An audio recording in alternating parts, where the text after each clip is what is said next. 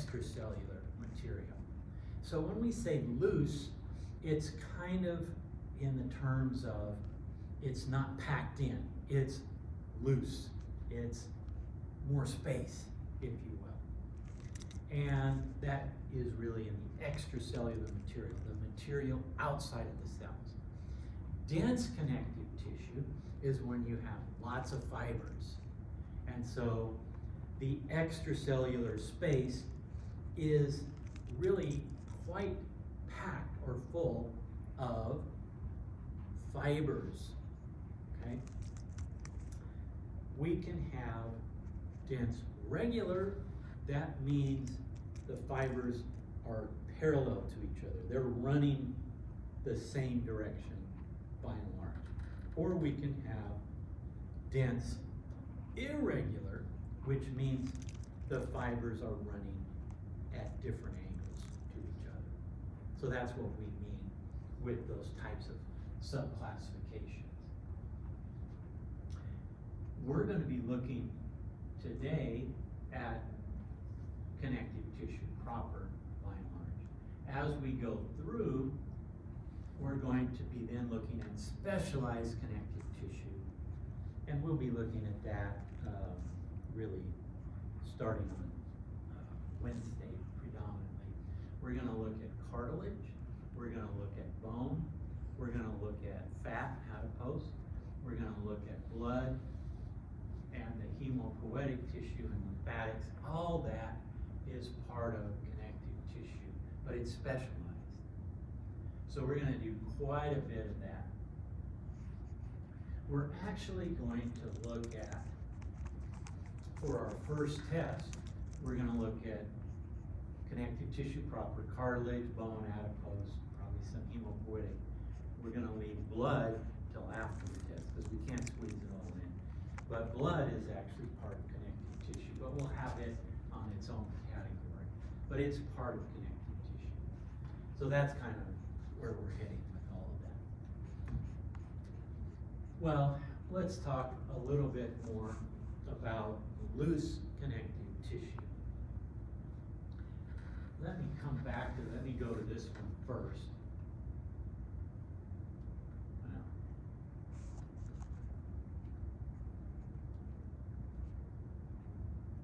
Let me talk about this up here at the top. That's what I missed. And then we'll go back to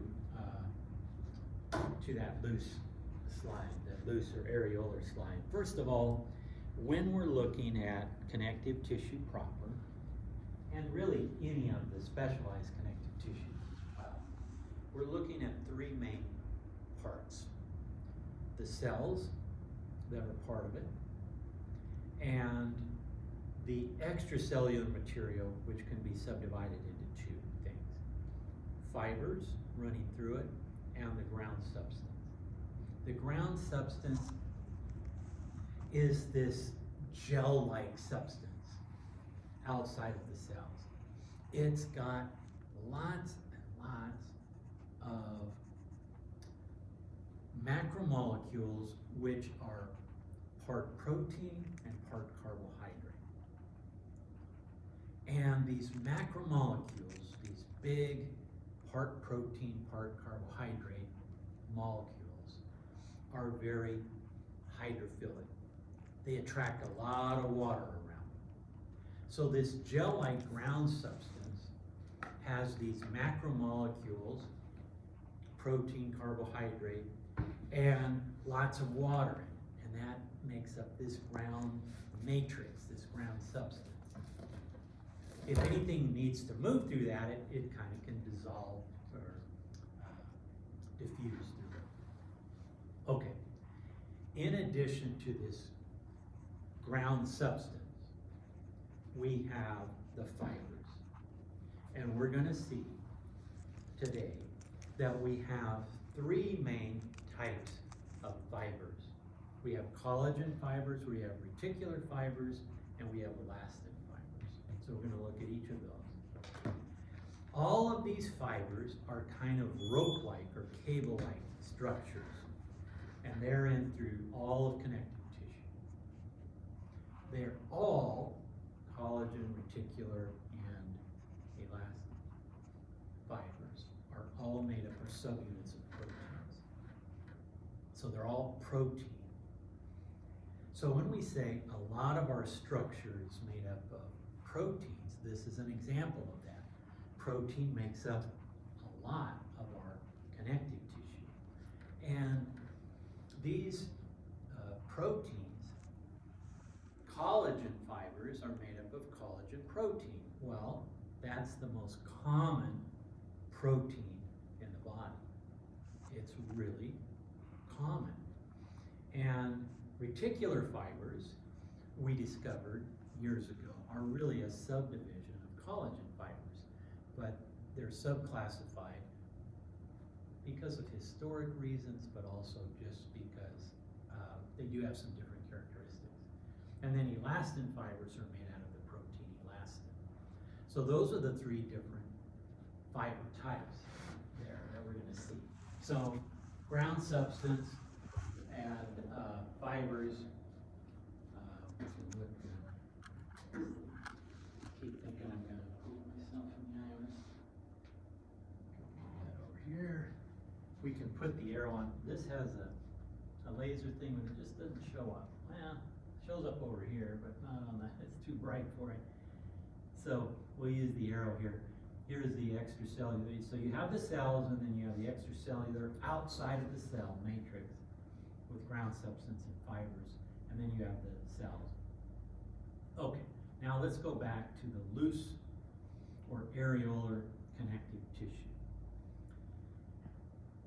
Here we're using two different terms, loose and areolar, and they can be used sometimes synonymously. They say, hey, they mean the same thing. They don't quite mean the same thing, but we also often use it as if they do. Well, what is the difference, if there is a little difference between them?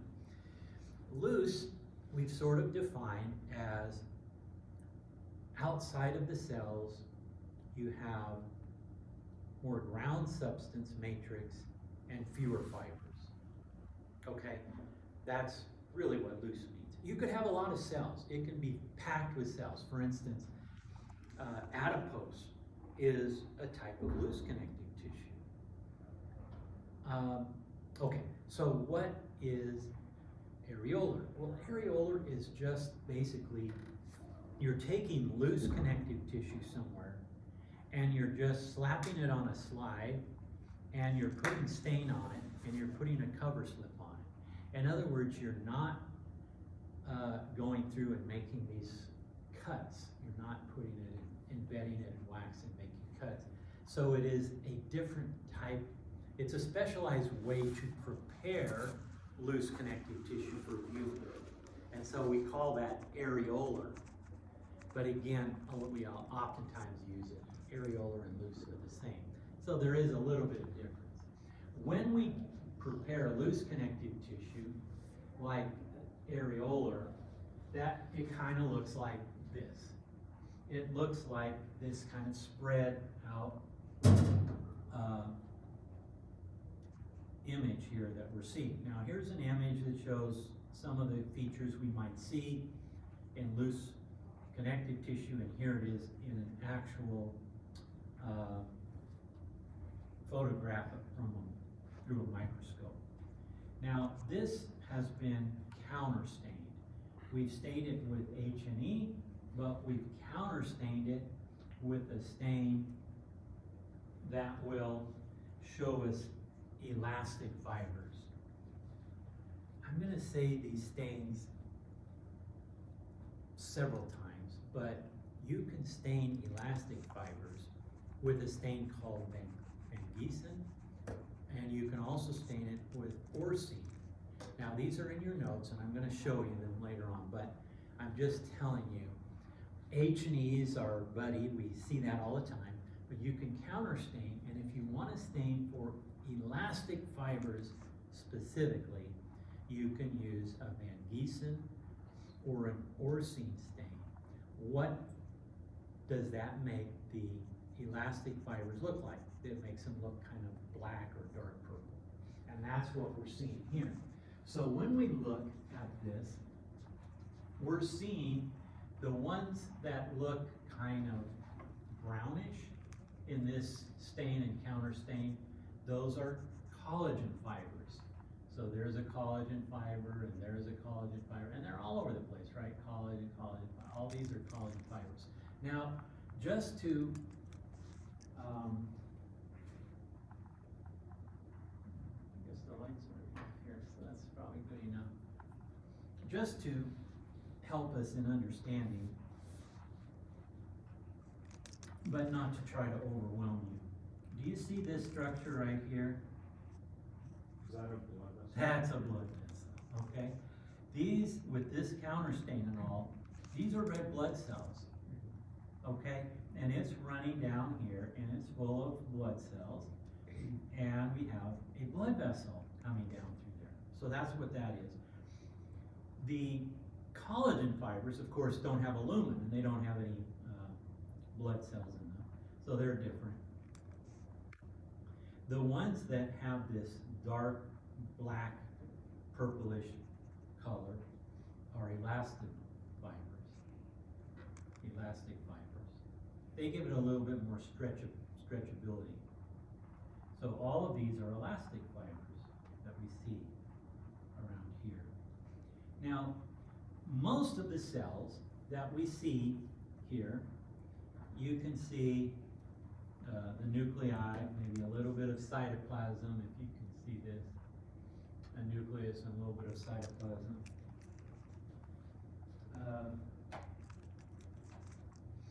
Let me just see, this may be way too dark, but let me just see. I think that's good. If you like it, I mean, to me, I like to really see the images well. We have a little light coming outside in the windows. So, there's a nucleus with some cytoplasm and a nucleus of cytoplasm. These are all fibroblasts. Fibroblasts. Now, just a little bit more detail, kind of on the side of this. Mostly, when we use the suffix blast, it means a less mature cell that will go to a more mature cell, and then we call it a site. But, again, for historical reasons, we usually call, even if it's a mature cell, a fibroblast. It's okay to call it a fibrocyte, but traditionally we tend to call it a fibroblast more. So, those we say, even though they're mature, that's a fibroblast. Okay. We see some others in here. These are mast cells. See all that reddish granules? Nucleus, there's another one. There's another one that's kind of degranulated. That one degranulated there. So we can see mast cells sometimes in there. We can also sometimes see macrophages. Those are quite large, very quite pale staining. We don't have any in this particular image, but we see mostly fibroblasts. Fibroblasts lay down the substance to make up the ground substance of the matrix, and they also lay down the fibers. All three types of fibers are laid down by fibroblasts. So we're going to see a lot of fibroblasts in connective tissue, and certainly here. Let's talk a little bit more about the ground substance, our extracellular matrix. Yeah. Before we move on to the next slide, can I just confirm? So loose is the type of connective tissue proper, and then areolar is the way that it is stained. It's not a synonym for loose? It's the way that it's processed would be a little bit more accurate. In other words, instead of putting a wax thing on it and using a microtome to cut it in thin slices, we grab a little bit, we put it on a slide, we stain it, and we put a cover slip over it. And so it's the processing of loose connective tissue. But we get a little lazy or a little flexible. And sometimes you'll see loose and areolar referred to just meaning it doesn't have a lot of fibers packed in there. But if we want to get little bit more specific. Areolar is loose connective tissue that has been processed and prepared for viewing in a certain way. So that's the difference. But you'll see a lot of people just say loose or areolar, even if the processing is done with a slice. They'll just say, okay, that's areolar, meaning it's loose. That's what they mean, yeah. I just wanna confirm, so like these like bluish, gray, black ones, like this is the elastic? That's the elastic. And then this, like, right here's the That's collagen, okay, I just wanna make sure. That's right. Yeah. So let me show you what Spencer was circling there. These black ones, like here, see I'm running the arrow along it? Those are elastic fibers. And these, like here, and here, and here, all these kind of brownish, goldish ones, those are collagen fibers. You can see the collagen fibers are a lot bigger in diameter. They have some I mean, some are smaller, that's a collagen fiber, some are bigger. They have a range, but they're all pretty much bigger than the elastic fibers. And is it's kinda like yellowish, like along the bottom, is that a blood vessel as well, or is that also? This, I believe, is a collagen fiber. Okay. Because we're not really seeing anything in the lumen. Okay, yeah. Now, what are these things? These are fibroblasts that are sitting sort of on top of it. I just wanted to. Yeah, absolutely. All right. So now, in the ground substance, this is secreted by the fibroblasts, by and large. And we have what? These protein carbohydrate mixtures. And what do we call these? Glycosaminoglycans, proteoglycans, and glycoproteins. All three are a mixture of protein and carbohydrate. So you can say, well, it's a protein, but it has carbohydrate attached to it, essentially. And they're all big. They're all macromolecules. Attracted to these very hydrophilic glycoproteins, if you will, carbohydrate and protein subunit, is water. And so you got a lot of water. So now that serves, this combination serves as for lubrication. It causes a little bit of barrier so things cannot invade through so easily. And it resists forces of compression. So it gives us all of that. Now, if we look at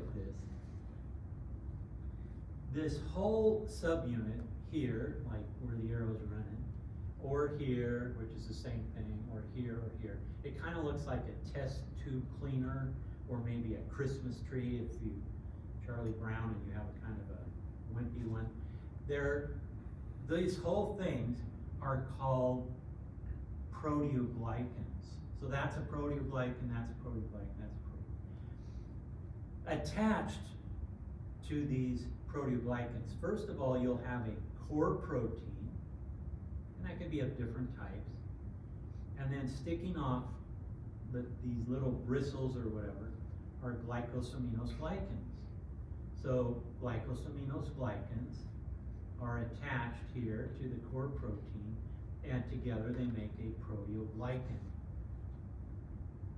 That whole subunit, this whole structure, is generally attached at the base to hyaluronic acid. This thing we see in green.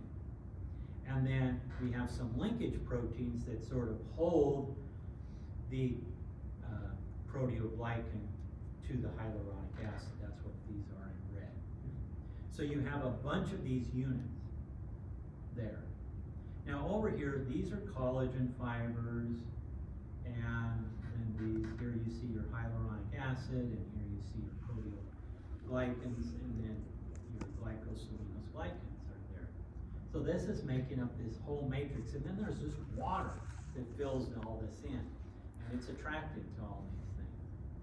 Now when we look at these glycosaminoglycans, that's these little things that stick out, like here and here, little bristle-like things. They have different alternating structures. Like you might have a glucuronic acid and a galactosamine, and they'll alternate, like shown here, red, yellow, and they'll form, and that, if you have that, it's called chondroitin sulfate. That's a type of glycosaminoglycan, chondroitin sulfate. Another type is dermatin sulfate. It's made of somewhat different subunits. And then you have heparin sulfate, which is made up of different alternating subunits.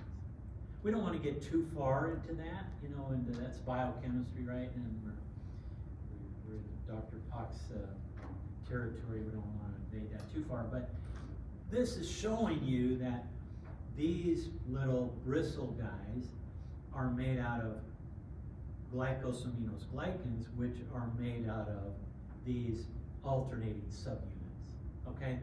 And that's part of these proteoglycans.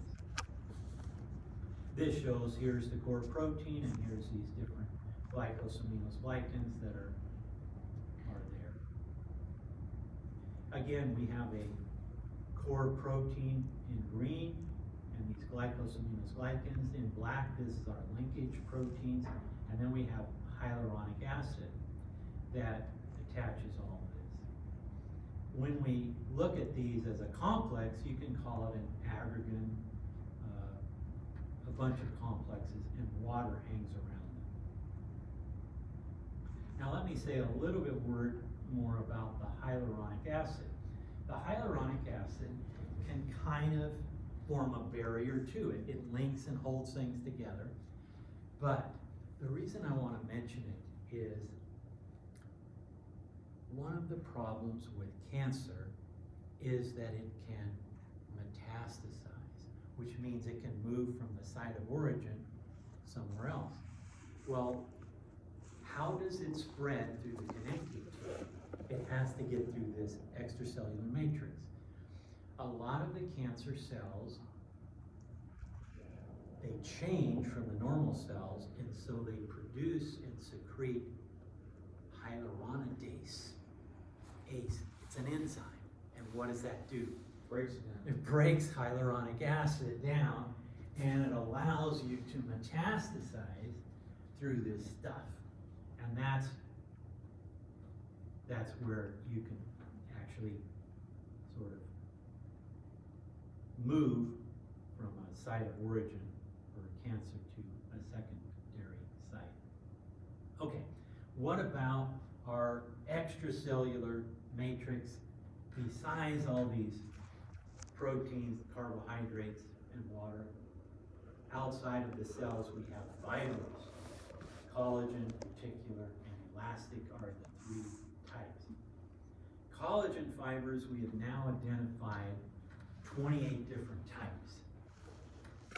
Oh, no, this is, we want you to talk. Okay, so for the glycosaminoglycan, you want us to know only those three types, or? Yes, and that's all we're gonna do. And then what about the keratin sulfate that the other slides keep mentioning? That one we don't? Keratin sulfate, what, that? In the slide after that one. Yeah. Oh, I see.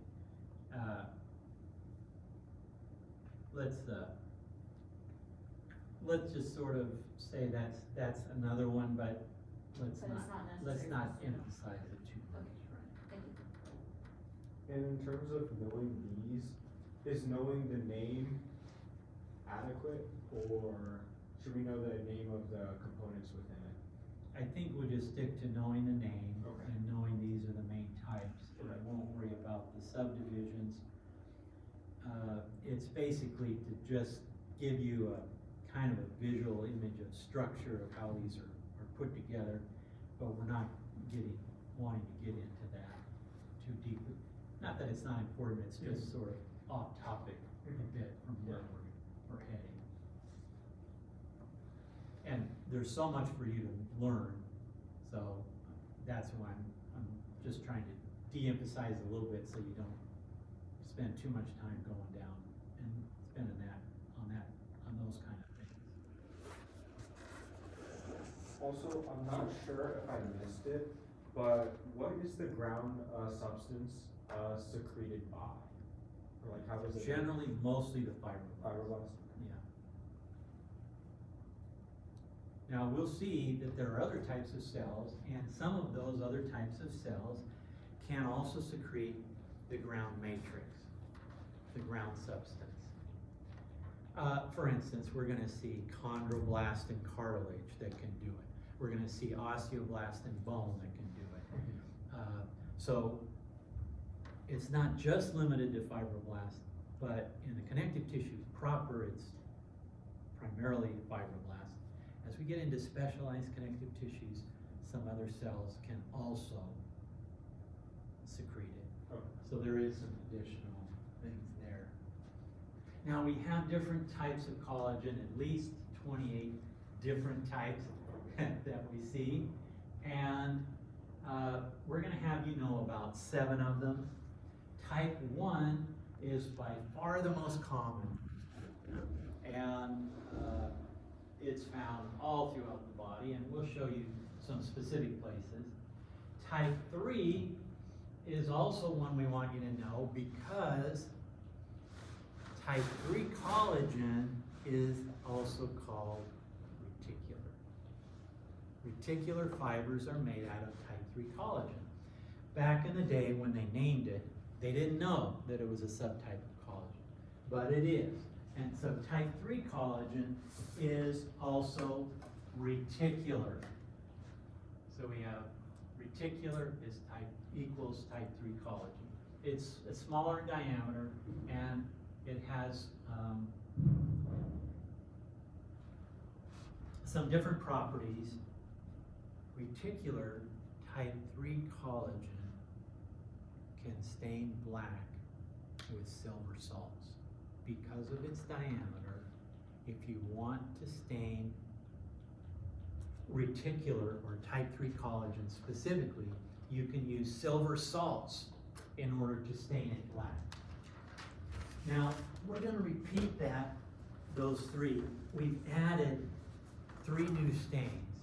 We've added Van Giesen and Orcine, which can stain elastic fibers black, and now we've added silver salts, which can stain reticular fibers black. That's added to our H&E, okay? That is our basic fundamental stain. Now when we make collagen, we make it in the cells, and we make it by subunits, stromal collagen fibrils, and then we wrap them all together in a helix. And they can be of a diameter ranging between 10 and 300 nanometers, so there's quite a range in collagen fibers, and then they can be up to 3 millimeters long. How do we make it? Well, first of all, collagen fibers have a lot of strength, and they are found throughout the body: bone, skin, cartilage, tendon.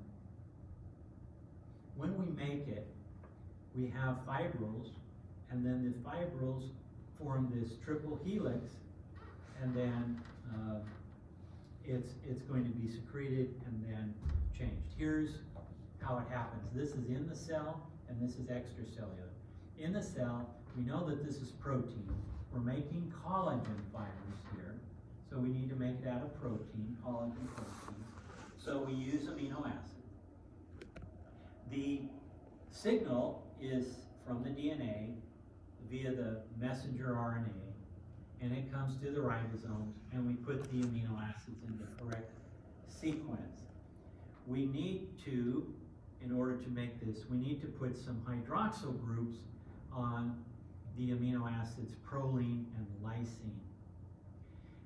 So we have to put some OH, or hydroxyl groups, on those. The reason that we mention that is that vitamin C is needed as a coenzyme in order to hydroxylate those amino acids.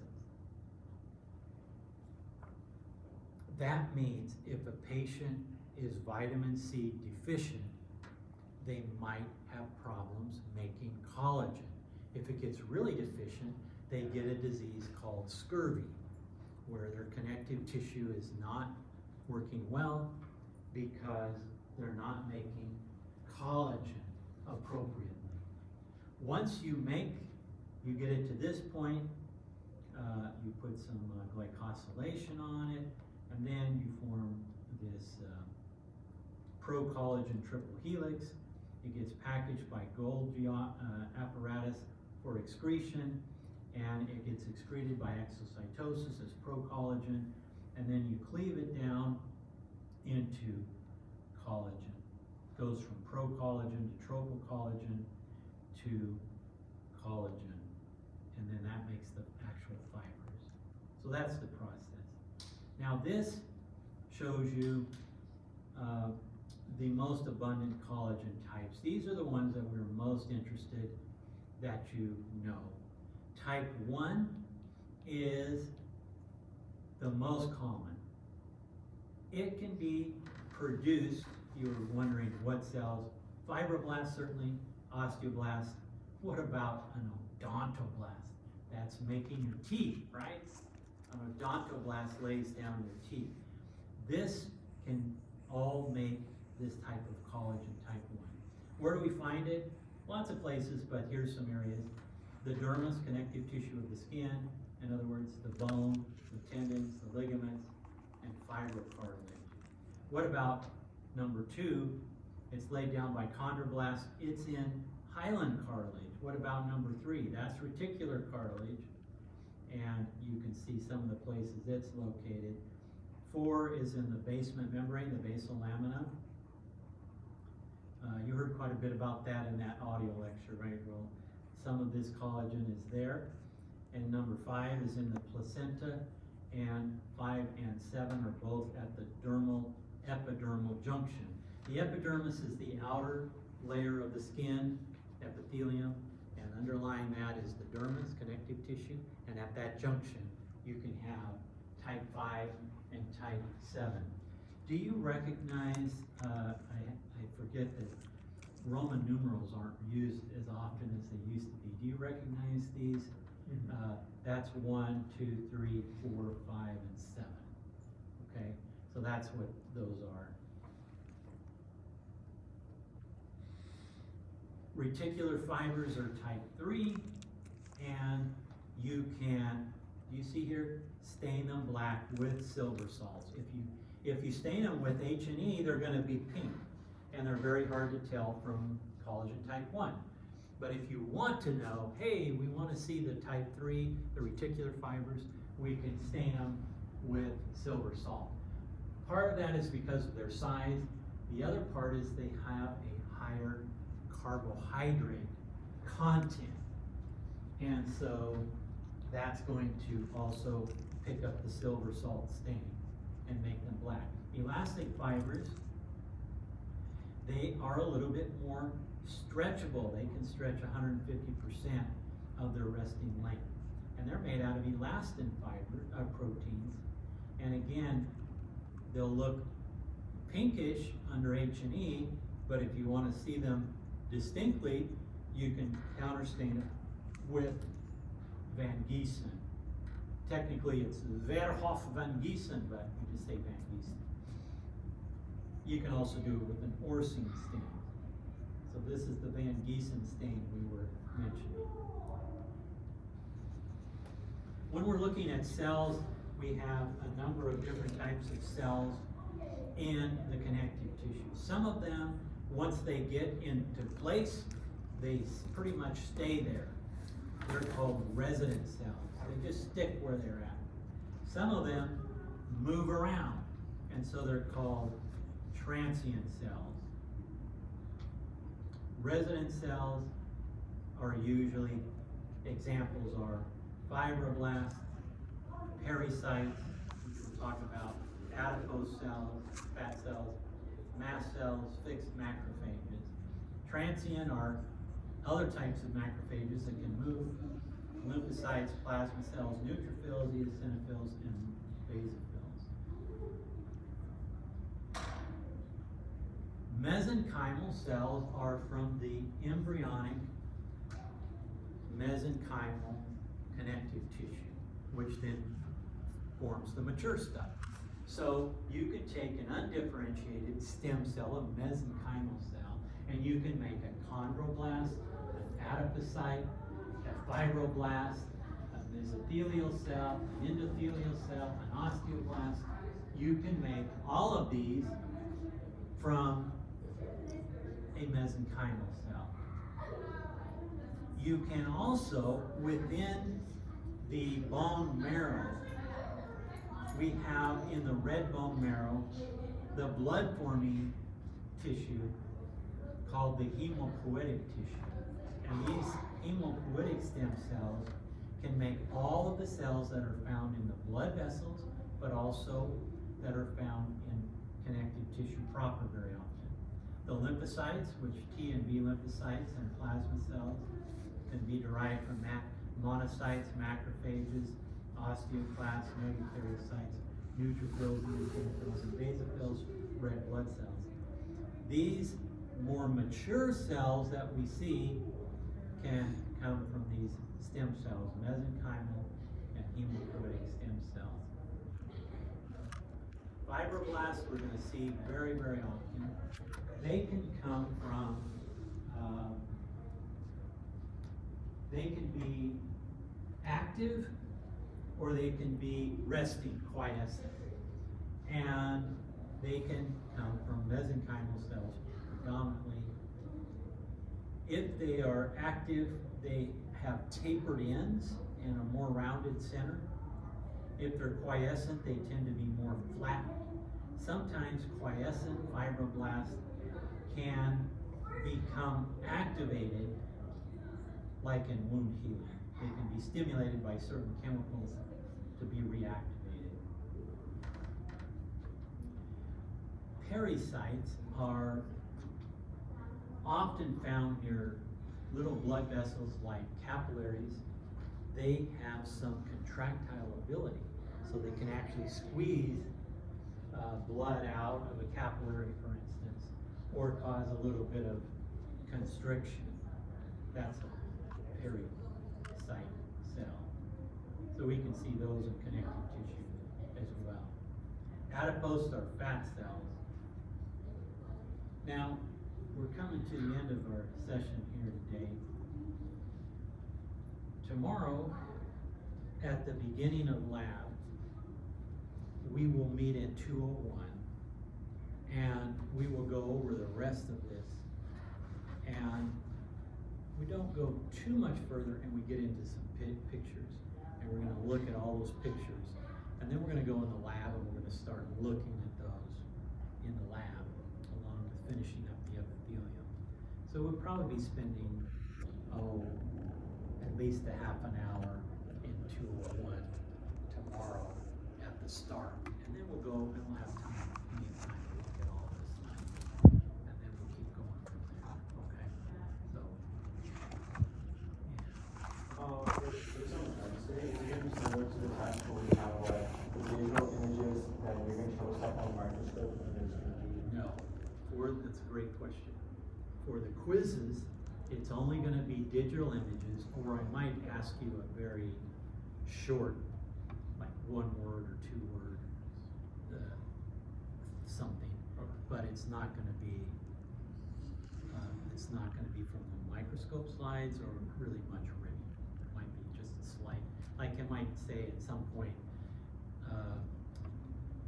what's this cell? You say, oh, that's a goblet cell. What does it secrete? Oh, mucus or something like that. Okay, so there'll be stuff like that.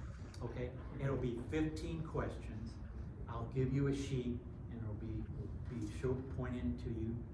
Remember to look at the Loma Linda slides, and then look at the slides in the lecture notes, and then the slides from